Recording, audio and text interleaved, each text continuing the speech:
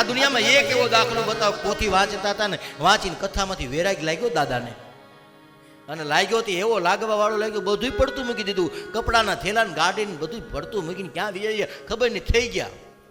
ઓલો હકાભા નથી કહેતો, હકાભા ગઢવી બિચારા વેદના છે, એના એ કલાકારની વેદના છે, એ ધ્યાન રાખવું પડે.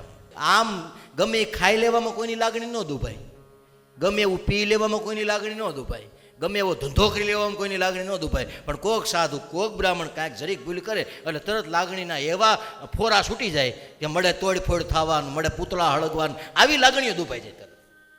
બીજે ક્યાંય લાગણીઓ માંદા નથી, લાગણીઓ ઘણી જગ્યાએ દુભાવી જોઈએ. આ દેશની વૃદ્ધાશ્રમો છે, આપણને લાગણી દુભાવી જોઈએ.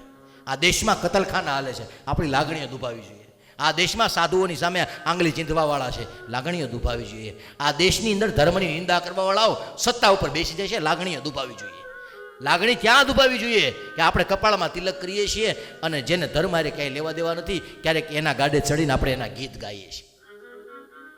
લાગણી દુભાવી જોઈએ. જો આપણે ધર્મવાન છીએ તો કપટ રહિત ધર્મની વાત આપણે ત્યાં સમજવાની, લાગણી ત્યાં દુભાવી જોઈએ. જો આપણાથી આપણા મા બાપ નથી સચવાતા તો લાગણી ત્યાં દુભાવી જોઈએ. જો દીકરો આપણા કૈયામાં નથી તો લાગણી ત્યાં દુભાવી જોઈએ. માણસ તરીકે જીવીએ એવું ન જીવતા હોઈએ તો લાગણીઓ દુભાવવાના ઘણા કારણો છે. અહીંયા લાગણી ન દુભાવાય બહુ.